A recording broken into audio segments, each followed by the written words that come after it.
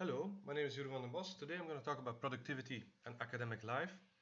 The first thing that I'm going to do is I'm actually not going to tell you what to do. So a lot of people, they will watch this video and they say, no, this is not for me. I don't feel like. If you're not ready to start using any of these things, that's fine. If you have tried them and they don't work for you, that's also fine. You don't have to do anything. You can continue as you were. I'm just trying to lay out like the lay of the land of what productivity tools exist for academic life, how they interconnect with one another, and I will highlight, excavate the structure of how they interrelate with one another and how our brain works and so on. And this is gonna be quite basics. For those of you that work that are interested in productivity and follow these things, this is gonna be quite basic. For those of you that are new to this might be like a first introduction in getting a general overview, not getting a quick fix for one problem or one aspect, but actually seeing how this interrelates to something larger. I'm going to start with what is the goal of these productivity things. When it comes to academic life, besides actually getting more time and becoming more happy, having a better life-work balance, and which is also, a simplification, because you don't need a life-work balance as one is bad and the other is good. And in the end, you want a sustainable, amicable relation with your work. You want to do work that you like, that interests you, and that you don't mind doing. It's horrible if you, for the rest of your life, have to say you're stuck in academia and you're doing work that you don't care about, or that only costs you energy and you get nothing back from. So work-life balance, take this with a grain of salt. Take most of these things with a grain of salt, because in real life these things are much more messy, fuzzy, and complicated than I present them here today.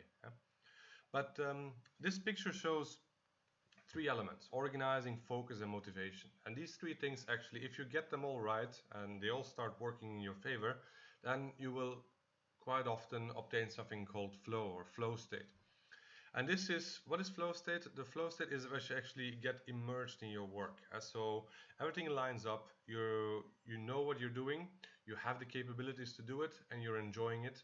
And then work, or the things that you do, you will be completely involved in it. Time will fly by, you will be very productive, very creative, and this is like a great state to be in, especially when you're writing PhDs. Or doing other academic work, because it merges the creativity with the productivity. So you're not just sitting and thinking about things, you're actually writing, and the ideas come, and it's all like connects in a natural way. And this state, the more you practice it, the more it can be obtained. So it's not something that's elusive, that some people have it, that are talented, and others do not. So this is really something you can practice. So it's what's called deliberate practice. Especially Cal Newport writes a lot on this. He actually, in several of his books, he writes these things down, how to achieve this, the origins, where from psychology these concepts came from, and so on. So do check out the original books. There's much more theory there. I'm just highlighting that these three things are interrelated, and if you get your organizing in order, you can be focused, you're no longer distracted, and you have the appropriate motivation. Flow state is definitely something that you will encounter, and it can be a little bit addictive. So once you're into that, you will miss those moments if you don't have it actually while doing certain tasks and certain works. So this is like the overview in general. So organizing, for those of you that recognize it, you immediately get back to, okay, mission, strategy, tactics. These things all sound, and a backup system. This is getting things done. So the Getting Things Done system by David Allen. So I'm not going to explain in detail what it is. I'm probably going to dump a little link at the bottom of this video that I encourage you to watch in order to link up and understand what I'm going to be talking about. But I'm going to talk about organizing in general, and how this is linked to focus, to motivation, and how these things can actually go to flow, which is also called deep work, improving creativity. Also, this is actually what gives you a passion. If you're good at something that you like, that you're motivated to do, you can also feel more passionate about it. So motivation-wise, all these things are strengthened if you can get your organizing, your focus, and your motivation lined up in a positive way. So organizing first. Well, To get organized, we have to know first like how our brain works and what doesn't. So our brain, this picture actually shows us. We have like 3 kinds of brains. This is actually 4 kinds of brains. Like this picture actually says it does it better. So we have the reptilian brain, number 3 is the oldest part of the brain. Then we have the mammalian brain, or what you call like the monkey brain. And then we have the human brain, the latest addition to our genetical code that makes us what we are as Homo sapiens. But all these other older parts of our brain have their own functions and functionality. And because of that, yeah, we cannot, shut off your brain and these parts of it. So they will also have side effects, and we have to know how we were built, how we were, like how we are put together, how our brain works in order to understand our own reactions and how we connect with our environment when it comes to organizing tasks, but also in what emotional state we should approach some stuff. I'll explain it quite quickly. So when is the last time you just felt like that? You're like completely frozen, you want to do something, you're stressed, and no words come out, no thoughts, you just like space out completely. Well, this is definitely a function that is triggered by the lizard brain. So the reptilian brain or the lizard brain, this part of our brain is responsible for the fight, freeze, and flight responses. So it just short down your cortex so you can have the quickest movement necessary in order to survive. And also road aggression comes from this. So you're surprised by somebody, immediately you turn into fighting mode and pure rage. So this is also triggered by that part of the brain. So yeah, that's the problem, right? So we have that. So once you're stressed, then it's very hard to concentrate, right? So in order to do that, like you have to know that with these elements you won't be able to think. It will just shut off other parts of your brain, and you won't be able to continue, right? The other part of the brain, this is the monkey brain. This is actually also our social brain to a large degree. So with this part of the brain, is always checking in where our status is in our social group or our community. So we're always trying to find out where are we in the social hierarchy. Are we doing well? Are we doing better? This is also very much triggered. We feel worse if we feel that we don't attain the status as we should, or we feel very well if people like us and then we pop up like higher in the hierarchy, we get more attention. It's also like, do we fit in the group? Do we conform? So this is all giving us little shots of dopamine whenever we do something well. Problem is that the monkey brain or the mammal brain, this was necessary to survive in group as was early hominids, as a social animal. So the biological reasons for that is that especially our children are underdeveloped, because as Homo sapiens started walking, babies were not born fully complete. So they couldn't just like get up like a gazelle on the savannah and start walking and following the herd. So they needed care, and so our brain developed a social system. So this care for young ones could be done in group. As you see with other primates, this works very well.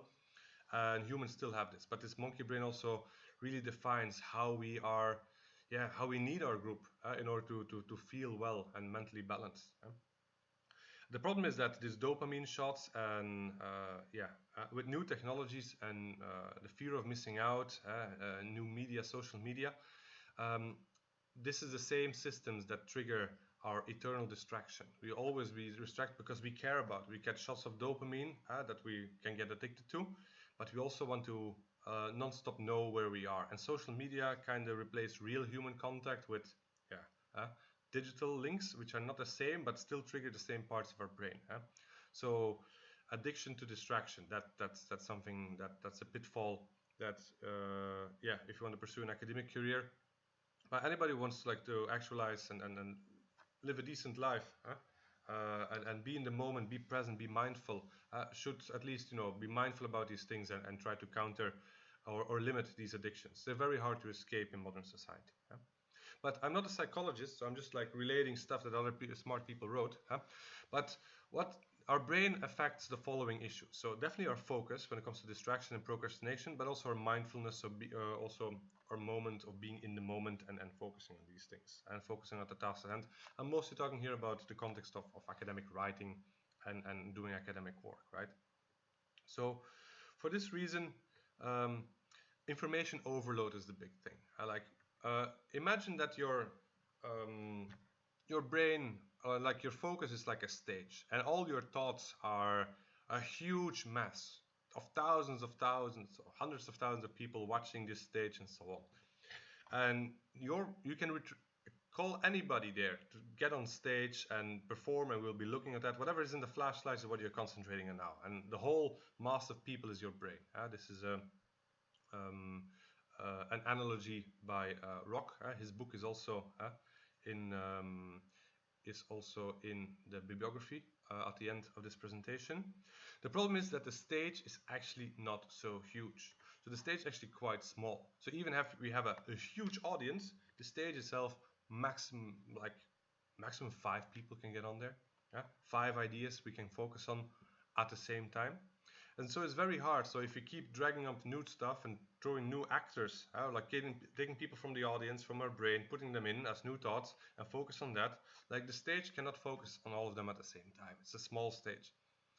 And for this reason, like we need to really know what you can do and limit the distraction. So if you have too many people climbing on stage and distracting you, you will not be able to do the tasks at hand. That's the idea behind that.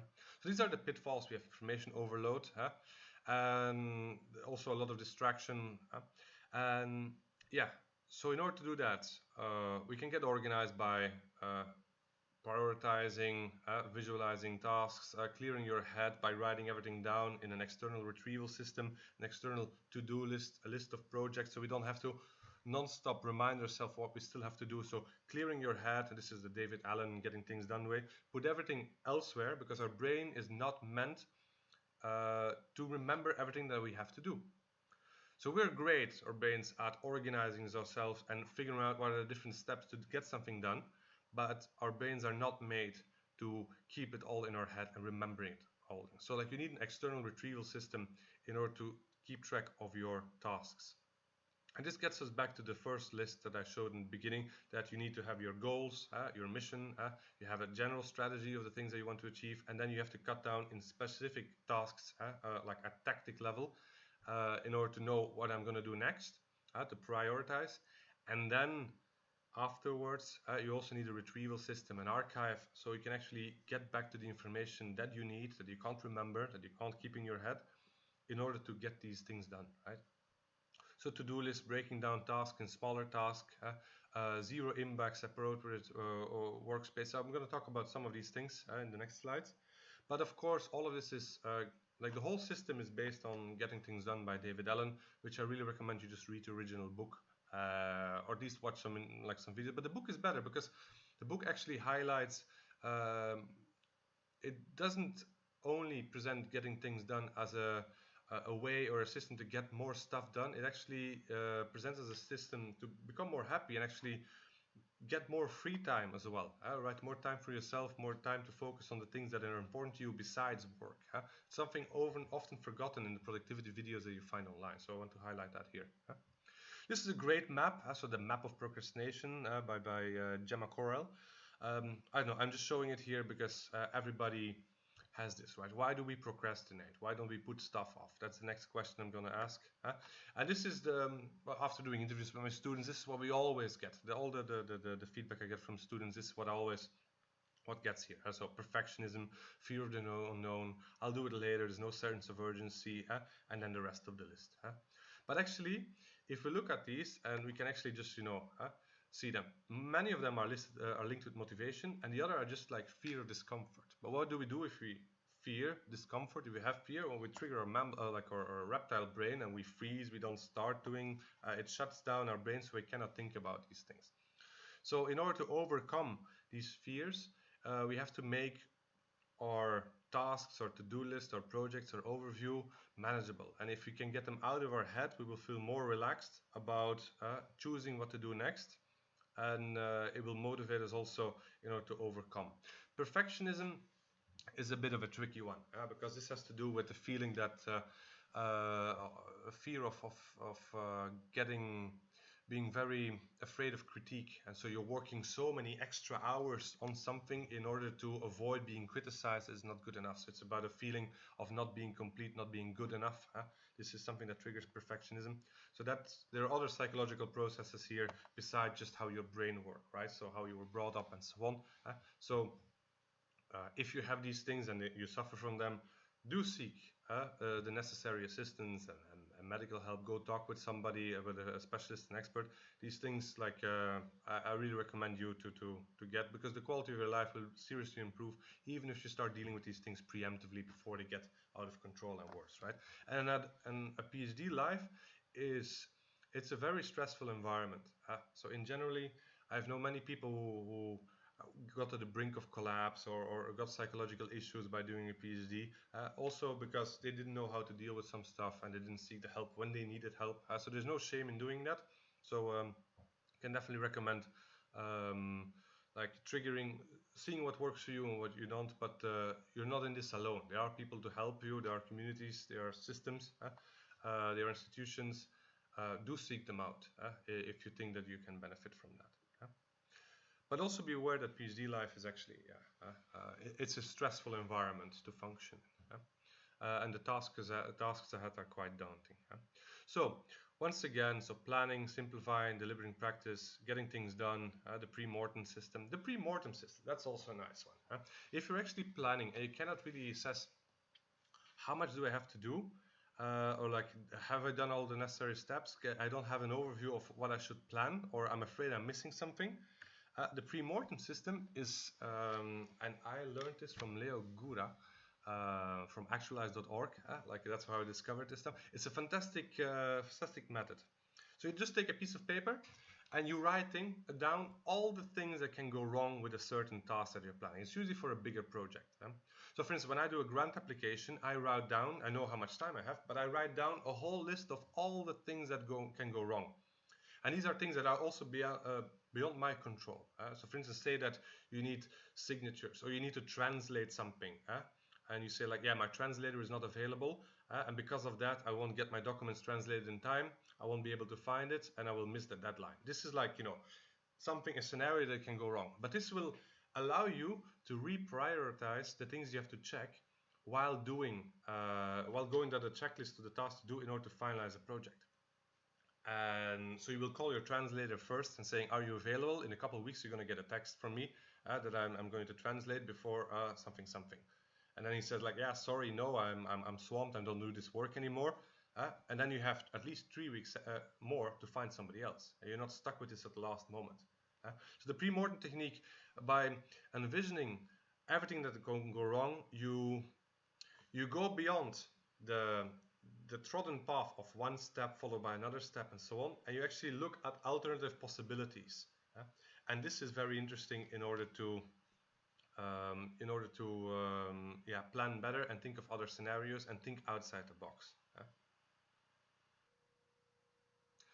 There is, of course, this other myth that people can multitask and do so many different things at the same time. This is also wrong at so many levels, right? You can't multitask. You actually use more energy to switch between tasks than you would by doing one after the other, or to focus on a couple things intensively. So you reduce the energy that you're actually doing a task, and you spend so much mental energy switching between them.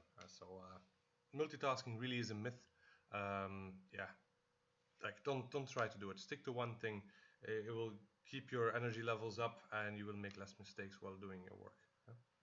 So why are we so easily distracted? So why is that? Why do we react to every ping of our phones, to every little message pop-up that we get? Well, this is the reason. If you look carefully, I don't know how well your resolution is on your screen, but if you look in the middle, you see a leopard. And we are made, like, our mammal brain is made to react on these things. We're made to see distractions because these are the things that kept us alive. As soon as we climbed from the trees and started walking upright, and our peripheral vision connects with our brain, this is the moment that distractions kept us alive. So whenever we notice something, a little sound, a little something in the bush, something staring back at us, something a change in movement, we look at that. It gets our attention because potentially it was a predator. And we still have this brain. We like since the days of when we were roaming the savannah like on two legs, you know, not so many years have passed from the point of view of evolution. And that's why our brains are still like that. But the problem is with our technological advances have been so vast, so quick, so enormous that with all the social media we have, well, yeah, these are the weapons of mass distraction, as some people have labeled that. And the thing is, and that's also in the latest book of Cal Newport, which is maybe it's some deep work.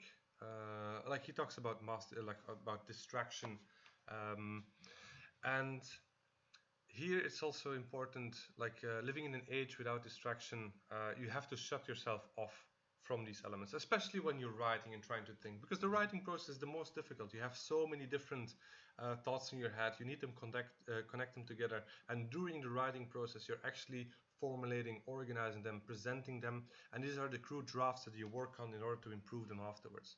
So trying to write with Facebook on your computer or like a phone distracting you all the time, it will kill your distraction.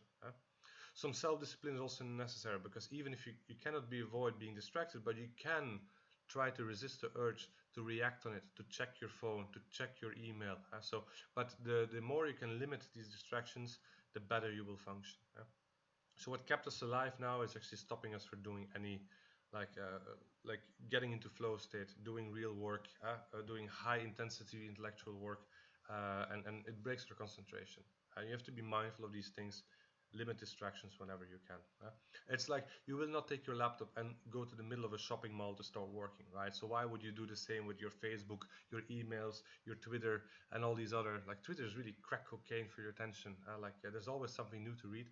And you also have to know these social media, they're not as innocent. Like, okay, maybe we rely on them and we use them and we have uses of them, but all in all, they are actually meant to grab your attention. Their financial models still operate by pushing as much commercials and advertisements through our eyeballs, through our ears as possible.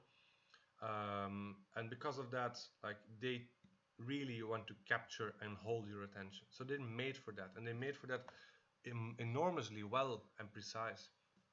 For this reason, if you're trying to do deep work, if you're trying to write your master paper dissertation, your PhD dissertation, limit them as much as possible. Some people work with music without lyrics, for instance, and this keeps them like concentrated. Here, this might not classify as a distraction. So here you do whatever works for you. I personally don't. I especially when I'm thinking or writing, I close down all kind of sounds possible, like soundproofing earphones are also might also be a good investment if you really like it quiet. So do your own thing, do you, but keep it in mind, this analogy of trying to work in the middle of a shopping mall. So we have external distractions, we have internal distractions. So the internal ones are also like, these are also hard to count, right? We have the ones popping up in your head, what should I do next? Oh, I forgot about this. Oh, so here, like getting things done, getting things out of your head, putting your planning there, having a clear overview of the task you have to do, is you review when you want to review it and not let these tasks creep on you and distract you while you're trying to do other things. This is a handy way of actually also just living more mindfully and with less stress.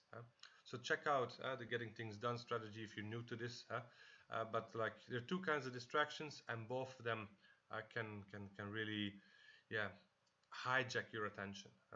And the more you will do this, like the more you will work without distractions, the more you refuse to look at the distraction when it appears, you veto the brain input that you get, the more deliberate practice, the better you will become at it, and the better and the more easier it will be for you to get into this high intensity concentration phases. So multitasking, once again, I put the slide in twice. No, don't do it. So this is the getting things done overview by David Allen. His book reference is also in the bibliography.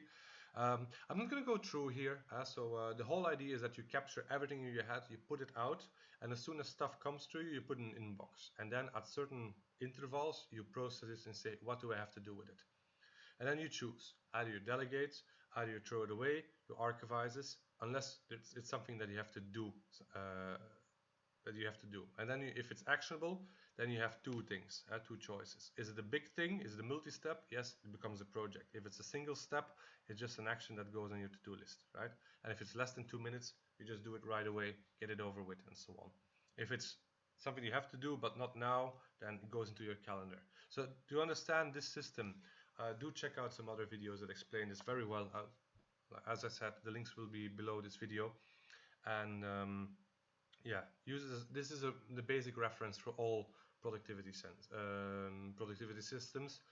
And no matter, but keep in mind there's no one app that actually captures all of these things. So when it comes to the archivizing, when it comes to the note taking and putting your library sources somewhere else, when it comes to the to-do list and a list of projects, when it comes to your emails, so all these different apps, they only cover several aspects of the getting things done schedule. And for this reason, don't try to push all of these abilities or elements of the system in one app. It doesn't work. But also don't use an app for all of them, for all different things, because you're going to be completely completely confused. There actually is a video, I'm going to add the link to it, on how to use productivity tools in academia.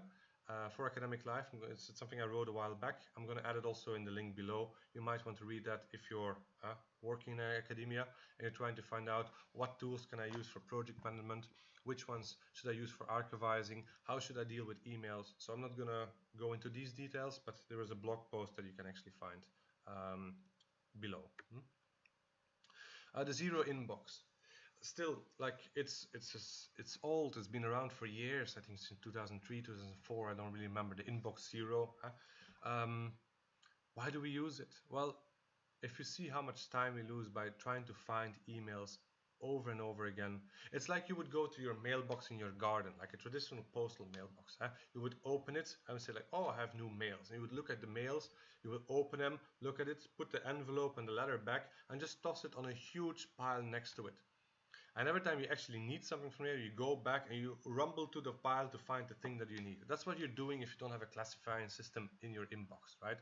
Some people don't care. They instead of getting around, they just keep it there. They have a system that they only unopen what's still doable, and they keep as a rat in their inbox, and they're okay with using the Google search function in order to find stuff.